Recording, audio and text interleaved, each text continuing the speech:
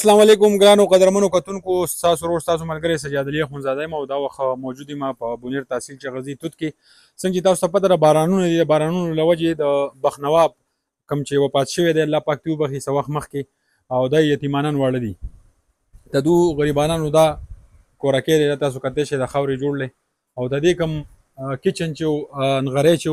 هغه غورځېدلی دی د هغې وټه دا صرف دا ماشومان تاسو کتلی شئ دا د خدای تعالی عاجزه یتیمانان دي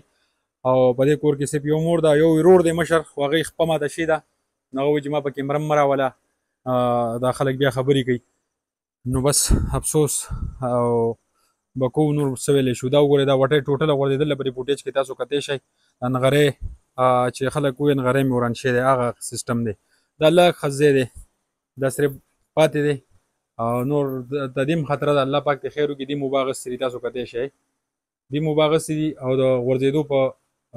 موډ کې دی خو الله پاک دې خیر وکړي نو بالکل څوک چې هم دا ویډیو ګورئ مخکې شیر کوئ ضلعي انتظامیې ته مهیر حضرات ته زموږ دا درخواست دی چې فوري طور ته دوی سره امداد وکړئ دا د زکات د خیرات مستحق دي ځکه چې هم یتیمانان دي هم عاجزه دي او دغه د خاورې کورکۍ دی او د هغې وټه چې ده نو نیمه غورځېدلې ده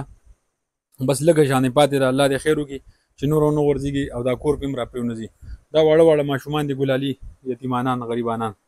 نو بالکل تاسو دا نمبر کتی شئ په دې زموږ سره رابطه هم کولی شئ که څوک ورسره اخلاص مدد کول غواړئ او د دې دوه وروڼه دي او